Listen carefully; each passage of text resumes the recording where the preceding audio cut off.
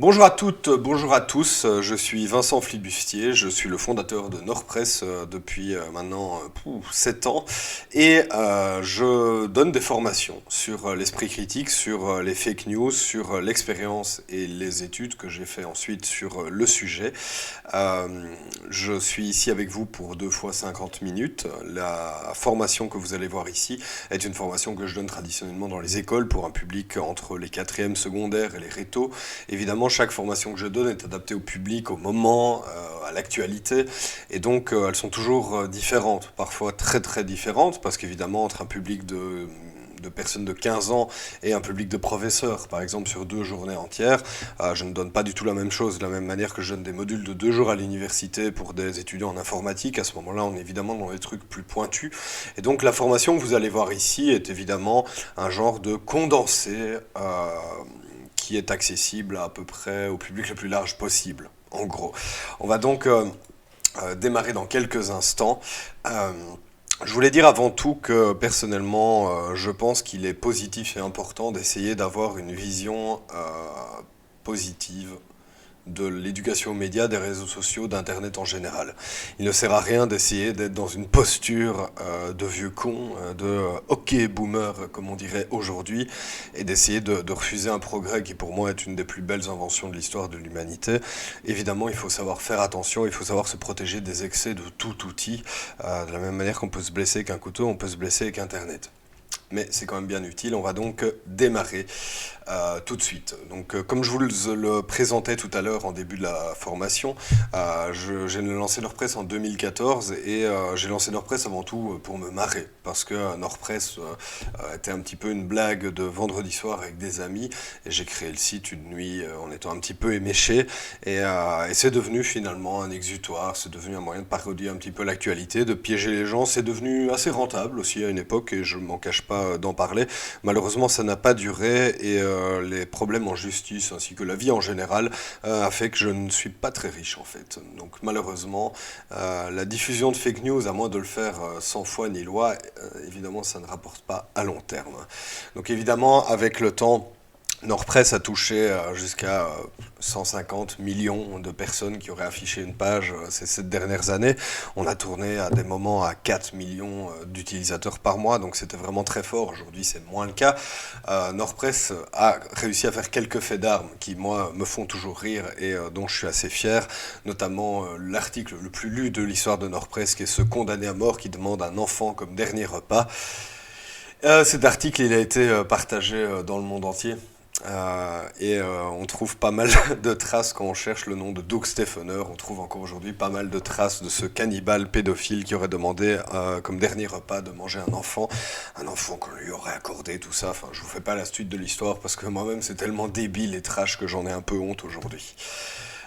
Dans un autre genre aussi, là c'est je pense ma plus grande fierté, au moment de l'affaire Benalla. Donc vous voyez ce type qui était chargé de la sécurité du président Macron et qui a complètement déconné. Et bien l'affaire Benalla, j'ai sorti un article comme quoi il était l'amant du président, ça tout le monde l'avait fait, etc. Donc j'en suis pas vraiment à l'origine, même si je suis peut-être à l'origine d'une certaine diffusion. Mais par contre, l'article selon lequel Alexandre Benalla avait des codes nucléaires, et bien cet article-là a fait vraiment le tour de France, au point où même Emmanuel Macron en a parlé lorsqu'il s'est exprimé pour la première fois suite à cette affaire. Et c'est ça qui est intéressant. Je vous le fais écouter tout de suite. Alexandre Benalla n'a jamais détenu le code du code. Alexandre Benalla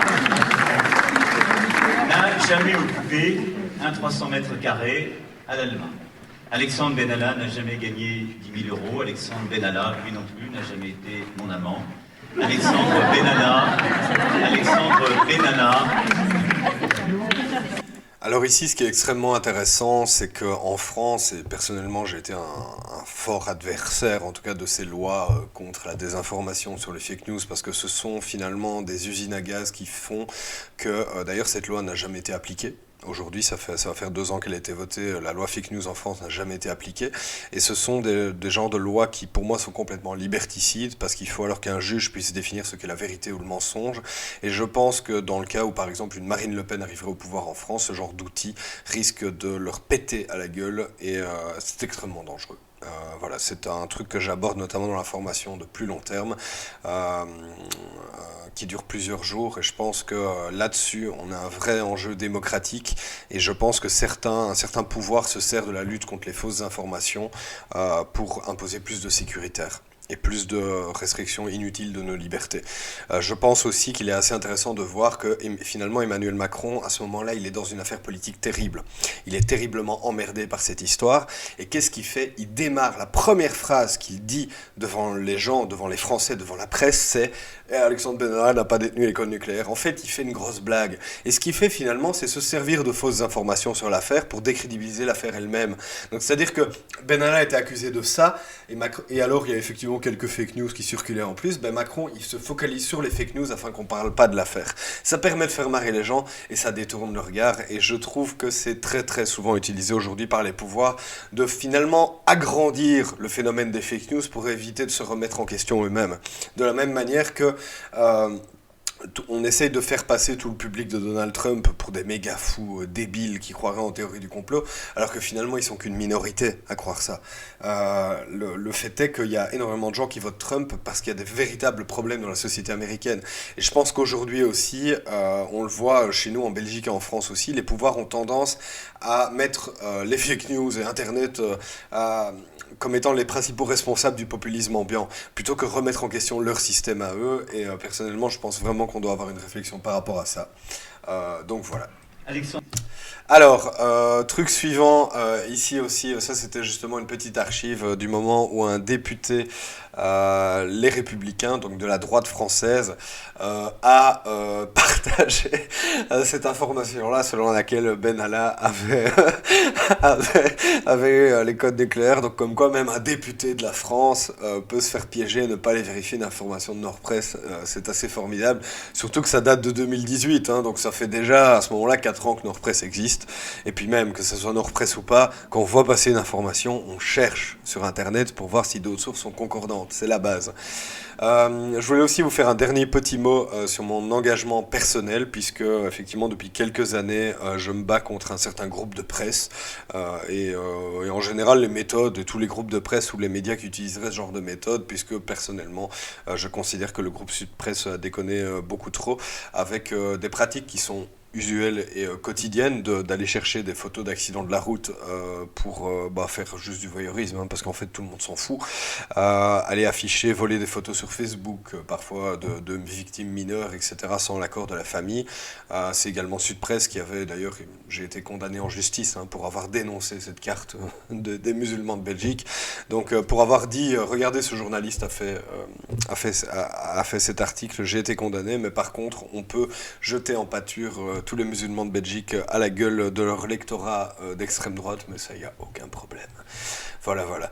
Alors également un très bon truc de Sud Presse avec cette invasion de migrants, la côte belge menacée, là aussi condamné pour ça, moi, pas eux, voilà, pour avoir dénoncé cette une. Donc c'est-à-dire que voilà, en Belgique, vous pouvez traiter les migrants comme des rats, et ça ne pose aucun problème. Ils ont toujours des aides à la presse, ils sont toujours subventionnés, il n'y a aucun souci.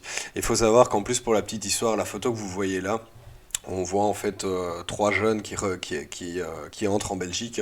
En fait, ces 3 jeunes, ils sont rentrés en Belgique pour aller acheter des cigarettes. Ils venaient de la jungle de Calais. Ils sont rentrés en Belgique pour acheter des cigarettes parce qu'on les a déposés là pour aller acheter des fardes de clopes.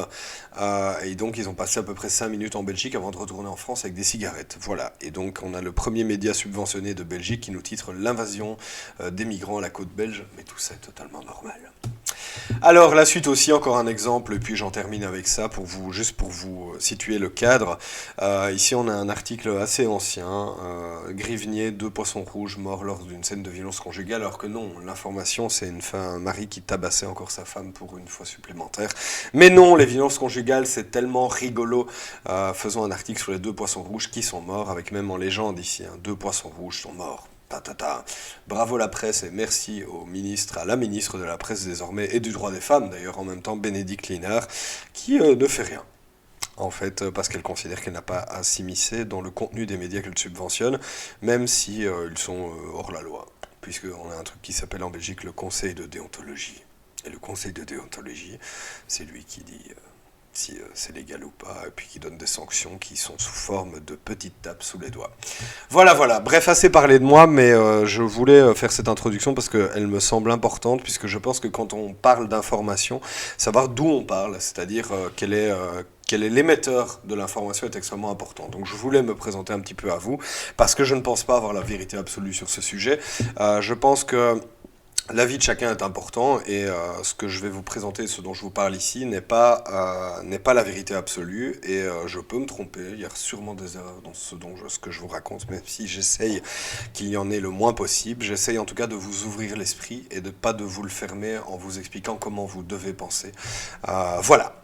On va donc démarrer. N'hésitez pas à m'interrompre à tout instant si vous avez envie de parler. Enfin, vous ne m'interrompez pas vraiment vu qu'ici on est en chat. Mais voilà. Donc c'est parti pour votre première dose de vaccin contre les fake news, apprendre à créer pour s'en protéger. Alors au programme aujourd'hui, on va apprendre à vérifier ses sources, on va parler des biais cognitifs, on va vous apprendre également comment créer des fausses infos efficaces avec tous les secrets d'un type qui en crée depuis des années. C'est moi en fait dont je parle. Voilà, donc on va démarrer. Donc qui diffuse de l'information sur Internet aujourd'hui, je pense que c'était bien de commencer par là, de vous dire qu'en gros, globalement, vous avez un petit peu 3 types de personnes, mais évidemment c'est une manière à moi de les classifier, hein, c'est pas encore une fois une vérité absolue.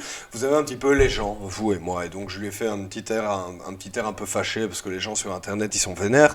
Vous avez les bots, les robots, donc c'est-à-dire des programmes informatiques qui peuvent, par exemple, qui permettent de faire des classements Google, qui permettent d'aller trafiquer un petit peu les référencements, qui permettent de faire des faux comptes Twitter, qui permettent de faire des faux likes sur YouTube, qui permettent de faire des infinités de choses. Et puis évidemment les grands médias qui permettent aussi de miner du bitcoin, de faire des virus, machin, tout ce que vous voulez, quoi. Bref, du programme informatique qui pompe de la donnée sur Internet, quoi. Alors, vous avez également les médias, et là je classe ça si vous voulez, en professionnel de la diffusion d'informations. Donc pour moi, je me classe un petit peu dedans, si on veut, en tout cas de personnes qui utilisent divers outils et qui savent normalement un petit peu plus ce qu'elles font que vous et moi. Voilà, voilà. Par rapport aux bots, faut dire que si vous ne le savez pas, les bots ça représente aujourd'hui plus de 50% du trafic internet, voire même encore beaucoup plus parce que c'est quelque chose qu'on a du mal à estimer, hein, d'autant plus avec l'explosion notamment des crypto-monnaies, etc. Voilà. Dans un autre genre aussi, et c'est là où il faut pouvoir se méfier des médias, et que je vous disais qu'il y a des catégories qui sont un petit peu floues, c'est que vous avez des médiabots. C'est-à-dire qu'aujourd'hui, par exemple, on a récemment BFM TV qui a fait une énorme bourde en annonçant la mort de Loana avec un titre ne pas publié, puisqu'en fait, c'est assez courant dans la presse d'avoir des articles prêts à l'avance, et ce depuis le début de la presse, même imprimés, pour que le jour où une personnalité meurt, vous puissiez sortir un article de presse de 40 pages le lendemain. Il y a juste à ajouter les derniers trucs des dernières semaines, et donc pour des tas de gens comme Michel Sardou, le pape François, Mimi Mati, toutes ces biographies, ces nécrologies sont déjà prêtes, évidemment. Et bien BFM TV, il y a un stagiaire qui a dû merder, ils ont publié l'information, sauf que du coup, qu'est-ce qui se passe quand BFM TV publie le truc ? Automatiquement, on a Yahoo Actualité notamment, qui va piocher l'information, puisque Yahoo Actualité, en fait, est juste un programme qui va chercher des informations par-ci par-là sur d'autres sites partenaires. Et de la même manière, du coup, ne pas publier Loana, mort de Loana, c'est retrouvé également dans Google News. Donc c'est ce qui fait qu'aujourd'hui, on peut avoir aussi une méfiance de l'information qui nous est diffusée, parce qu'il y a énormément de sites d'infos, de petites apps, de comptes sur les réseaux sociaux qui en fait ne sont même plus gérés du tout par des humains, et donc copie-colle de l'information en direct sans la retraiter. Donc c'est un truc dont évidemment il faut pouvoir se méfier. Un autre truc qui me semble extrêmement important et duquel je voulais vraiment vous parler, qui me semble vraiment essentiel, c'est de pouvoir parfois prendre le temps.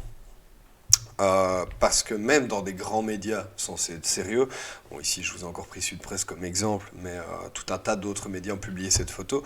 La photo que vous voyez ici à droite, c'est en fait la photo d'un gars qui était accusé d'avoir participé aux attentats du Bataclan et des terrasses en novembre 2015 en France, et donc le type a été affiché comme ça, avec ici il est indiqué que la photo aurait été prise quelques minutes avant le carnage dans sa chambre d'hôtel à Paris.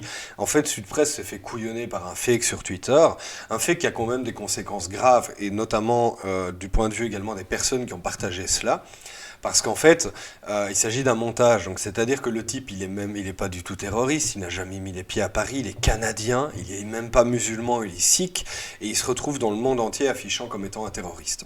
Et alors, je vous invite à regarder ici, d'ailleurs, l'image de gauche. L'image de gauche, on voit qu'en fait, elle est impossible, qu'on la voit en entier. Je vous invite à réfléchir pendant 10 secondes. Pendant ce temps-là, je me gratte la nuque. Voilà. Et oui, peut-être que vous avez remarqué, en fait, sur la photo de gauche, il est impossible de savoir, de comprendre comment est-ce qu'il a pris la photo, à moins que son Coran prenne des photos, auquel cas il a une invention extraordinaire. Eh bien, la photo est impossible, puisqu'à droite, dans la photo originale, c'est un type qui prend une photo dans son miroir avec un iPad.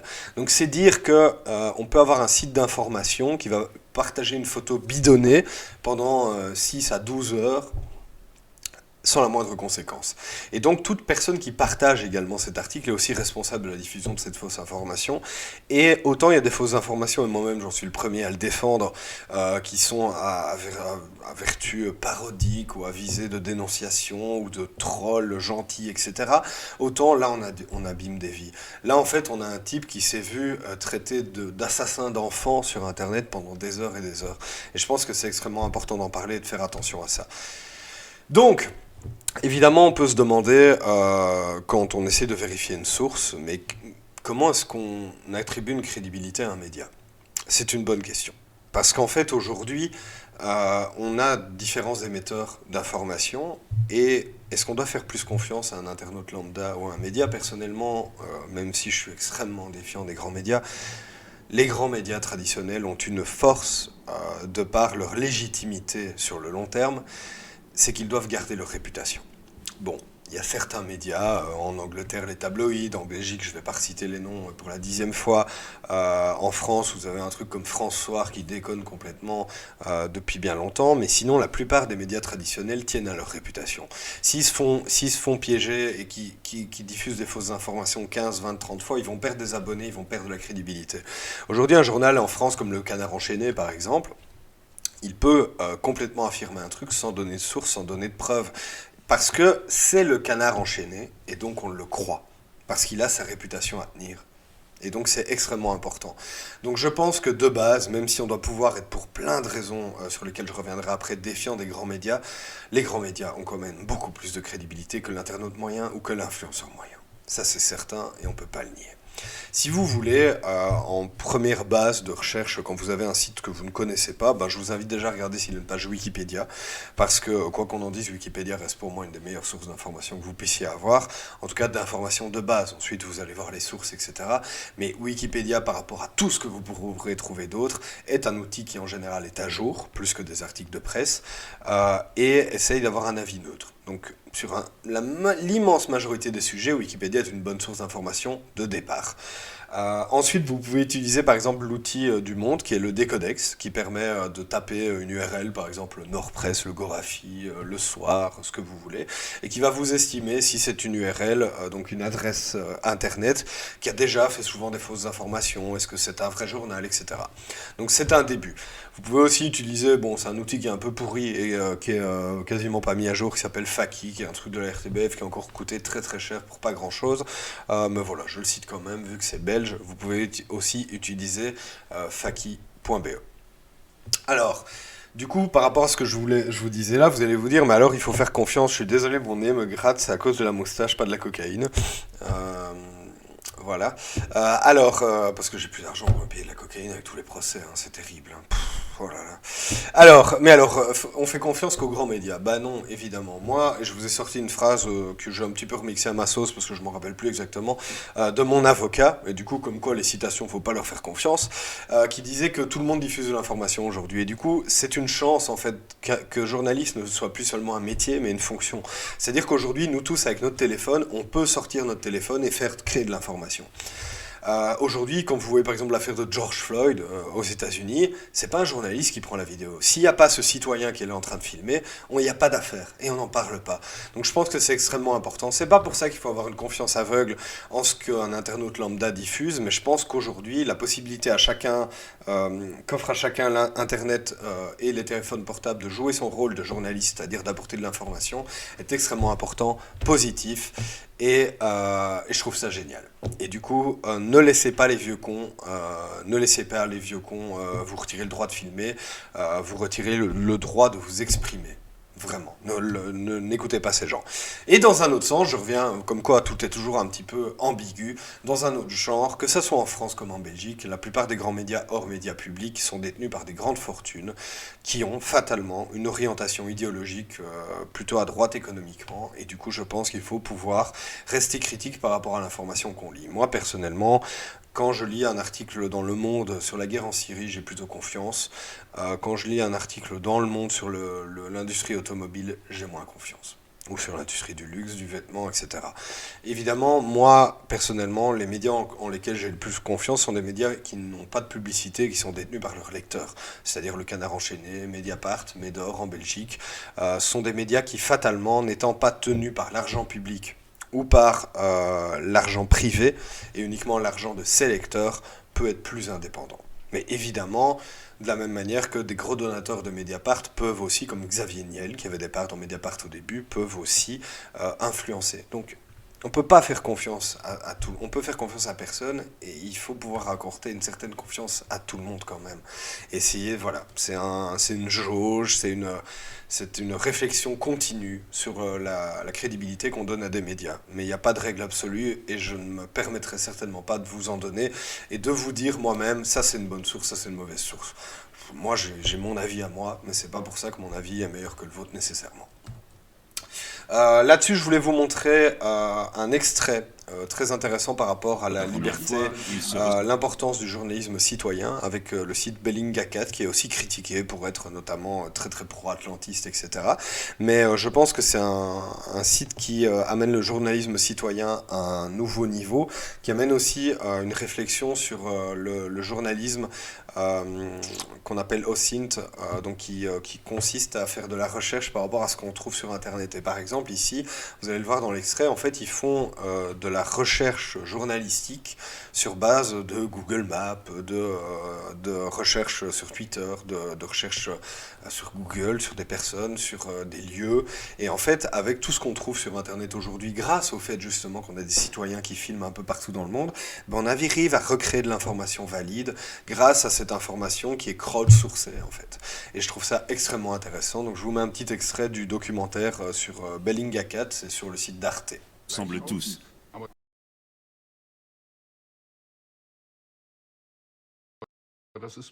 Mais c'est comme pour les voitures.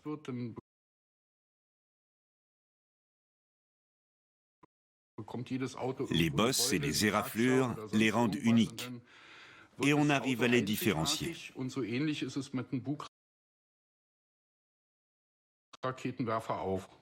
La confiance envers les enquêtes citoyennes n'est pas celle qu'on accorde aux journalistes professionnels. Eux peuvent s'appuyer sur la réputation de la BBC, par exemple. Les critères d'une telle institution instaurent un climat de confiance.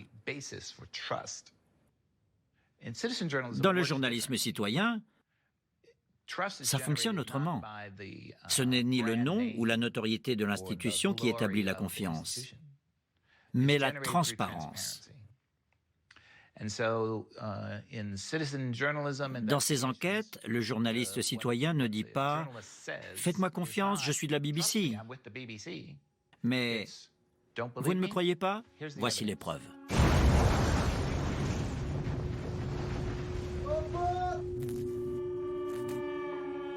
Syria's deadly civil war is now even more dangerous, with both the US and Russia launching airstrikes, but supporting different sides.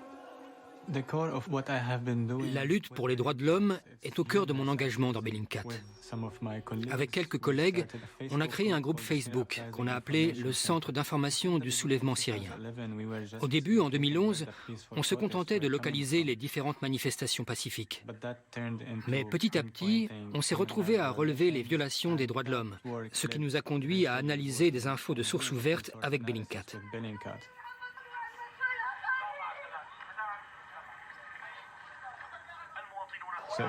Reprenons le début de l'attaque. On distingue clairement 4 roquettes visant le marché. Il faut d'abord déterminer si c'est une fausse vidéo, ou si les images ont été tournées dans un autre pays, ou tournées en Syrie, mais à un autre moment. C'est déjà arrivé souvent.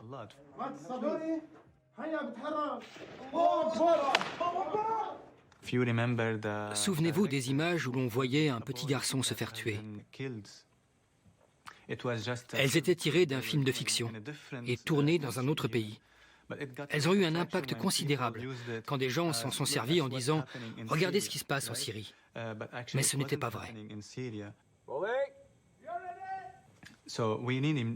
Il faut s'assurer de la véracité des images qu'on regarde, être sûr qu'il ne s'agit pas de propagande. En tant qu'être humain, on est très sensible aux informations qui renforcent notre point de vue. On aimerait croire qu'on a une relation rationnelle avec l'info, mais ce n'est pas le cas. Elle est émotionnelle. Les chercheurs s'étonnent toujours de notre propension à accepter sans tiquer des mensonges, des contre-vérités ou des vidéos manipulées. Comment des puissances étrangères parviennent-elles à diffuser de fausses informations en toute impunité? Tout cela est possible parce que les gens ne font pas les vérifications nécessaires. Vous n'avez aucune envie de vérifier des informations qui renforcent votre vision du monde. Donc voilà, vous avez vu, il y a un truc vraiment super intéressant et dont on parlera dans la partie suivante sur notamment les biais cognitifs. C'est la dernière phrase de la dame qui dit qu'en fait on n'a pas envie de vérifier une information qui va dans notre sens. Et ça c'est extrêmement important. C'est extrêmement important de se rendre compte que nous ne pensons pas rationnellement. Que nous sommes tous plus ou moins manipulés par nos propres émotions, par nos propres croyances, et c'est extrêmement important. Mais on y reviendra juste après. Pour finir cette petite partie, qui est évidemment une introduction, parce que quand je donne la formation sur 12-14 heures, je vais beaucoup plus loin dans la vérification des sources. Là, je voulais faire tenir ça dans pas longtemps du tout. C'est un petit tableau que j'ai fait sur le comportement idéal qu'on devrait avoir quand on voit une chaîne d'information sur Internet. Évidemment, moi-même, je ne respecte pas ce truc. C'est un idéal vers lequel on devrait aller.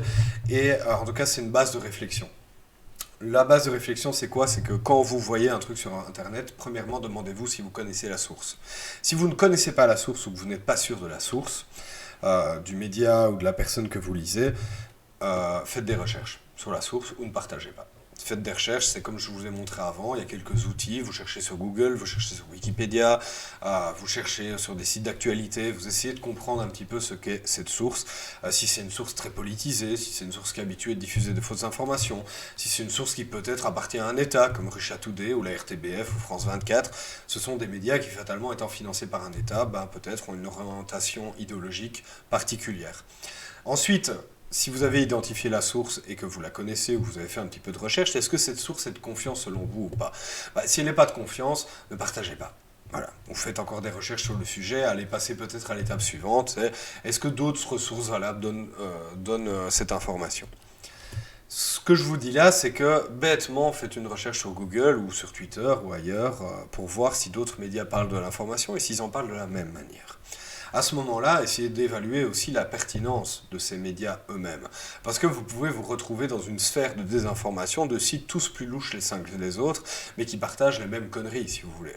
Donc il faut pouvoir avoir des sources concordantes de plusieurs types de médias, si vous voulez. Ensuite, est-ce que vous avez bien compris l'information? Ça, c'est vraiment très important. Parce que souvent, on a tendance à partager des informations sans les lire. Et moi, je peux vous le dire de mon expérience sur Nordpress, 70 à 80%, 70 à 80% des contenus qui sont partagés par des gens qui n'ont pas lu l'article, même quand il s'agit de trucs sérieux. Et pour un site d'information que je gère aussi en tant que consultant, enfin, pour lequel je travaille en tant que consultant, ils sont à 75% de contenu partagé pour 25% de contenu partagé après avoir lu l'article. Donc c'est-à-dire que la plupart des gens ne lisent pas les articles qu'ils partagent. Ils lisent les titres tout simplement, et les titres sont souvent, comme on le verra plus tard, piège à clic, ou comme on le dit vulgairement, putaclic. Ça, je dis pas ça dans les écoles, je dis piège à clic, je vous promets.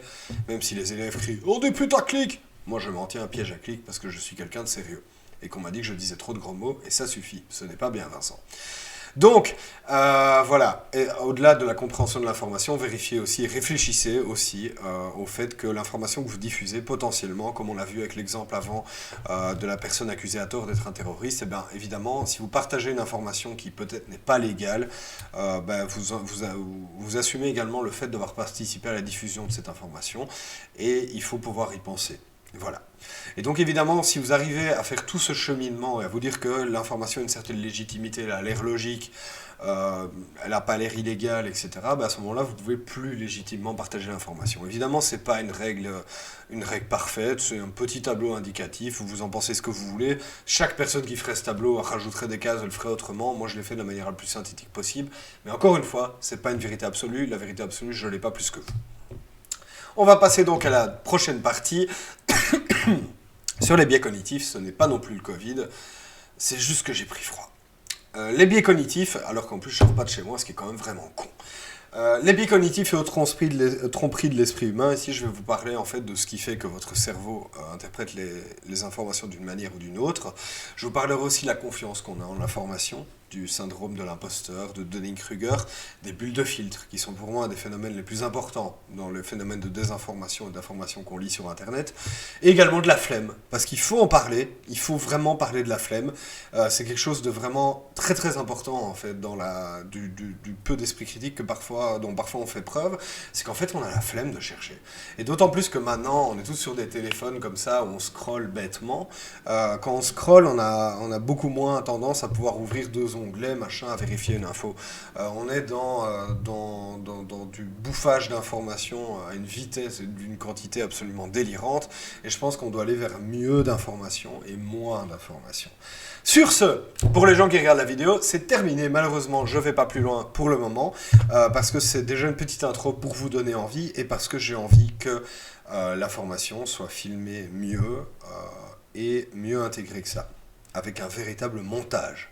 Ce qui n'est pas le cas ici, puisque je suis en train de parler de manière continue depuis le début, sans avoir fait le moindre cut, sauf pour un problème de micro à un moment. Je vous remercie donc de votre attention. Si vous voulez que je vienne dans votre école, votre association, votre entreprise, toutes les informations sont dans la description. Sachez que j'adapte la formation, l'animation au public que j'ai, et que donc j'ai un peu plein de formations prêtes à l'emploi différentes, et que j'adapte au jour le jour, selon les demandes, selon le public, selon l'actualité, afin d'essayer de vous satisfaire au mieux dans votre recherche de plus d'esprit critique. Et alors, pour vous dire quand même ce qui se produit à la fin, c'est que déjà, je vais vous montrer... hop, regardez...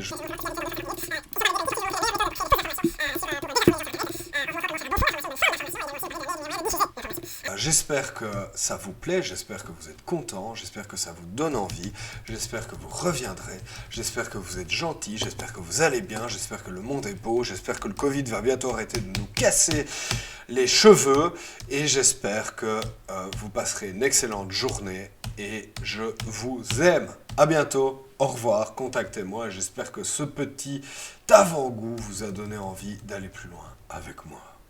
Vous me voulez? Prenez-moi.